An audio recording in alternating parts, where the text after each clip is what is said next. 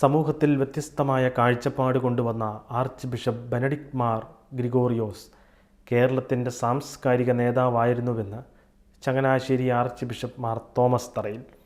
Arch bishop Benedict Mar Gregorios ഫൗണ്ടേഷൻ്റെ കീഴിൽ Bethany സന്യാസ സമൂഹത്തിൻ്റെ ചുമതലയിൽ മാർ ഗ്രിഗോറിയോസിൻ്റെ ജന്മനാടായ കല്ലൂപ്പാറ കോട്ടൂരിൽ പ്രവർത്തിച്ചിരുന്ന മാർ ഗ്രിഗോറിയോസ് ബദനി ദിവ്യകാരുണ്യാലയം ചങ്ങനാശ്ശേരി അതിരൂപതയിൽ ആരംഭിച്ച missionaries of Saint John the Baptist കോൺഗ്രിഗേഷൻ്റെ ചുമതലയിലേക്ക് മാറുന്നതിൻ്റെ ഉദ്ഘാടനം നിർവഹിക്കുകയായിരുന്നു മാർ തോമസ് തറയിൽ.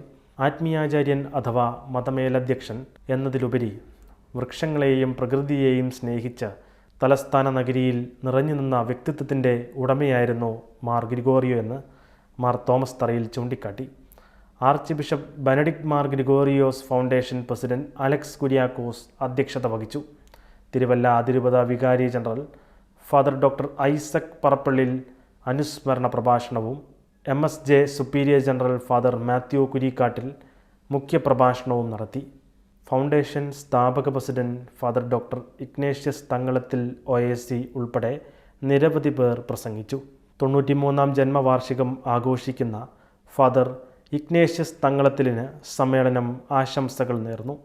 മാർ ഗ്രിഗോറിയോസ് ദിവ്യകാരുണ്യാലയത്തിൻ്റെ ആശീർവാദം ആർച്ച് ബിഷപ്പ് മാർ തോമസ് തറയിൽ നിർവഹിച്ചു.